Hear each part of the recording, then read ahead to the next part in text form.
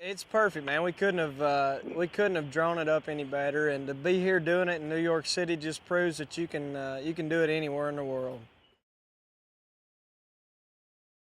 There's a lot of lakes around where I grew up, but the one in particular that I go to a lot's a lake called the Gray, and just a lot of memories of going and camping there with my family as a kid, and even as a teen, and going and fishing and hanging out with buddies and playing around on the lake is just some of my favorite memories. And every time I go home, I try to get back out on my boat there. So.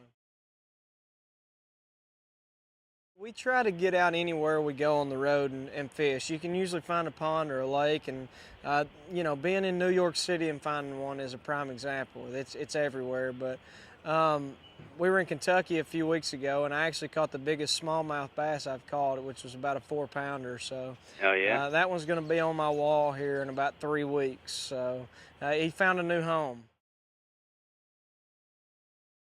I would be that guy until he gets to my wall, and then everybody will have to believe me.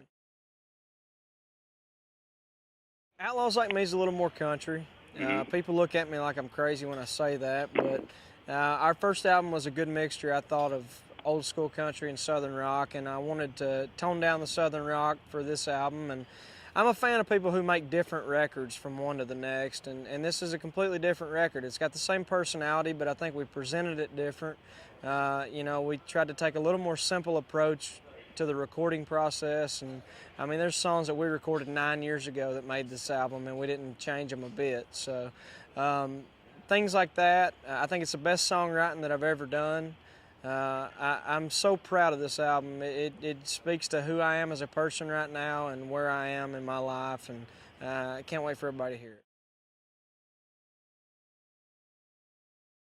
Thank you so much. I appreciate it. It's been a big record for us, and the first time I heard it, I kind of thought that might be the case. It's a great song. It's one of the only, like you said, songs on there that I did not write, but I felt like I could have been in the room with them because I thought they just kind of got it down to a T and nailed that song.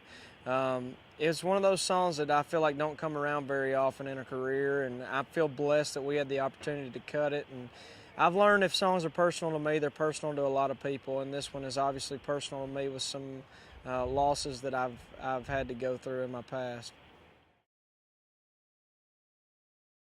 We did a video that was a little bit similar to something like we did with Small Town USA, where we had people that we actually knew in the video instead of some actors, Mm. which was cool. And the guy that played my grandpa was actually the dad of my stylist, Sandy Spica Borchetta, and he reminded me of my late grandpa.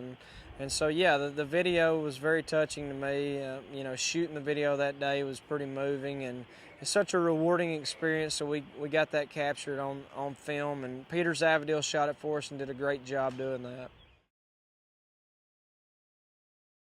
You know what? We don't know. Thank goodness this one's still going the right direction right now. So we haven't really talked about it. I don't know if everybody don't want to put the cart before the horse or what, but everybody's pretty thrilled with the success of this song. And then we'll, here in the next few weeks, we'll probably have to start making some decisions.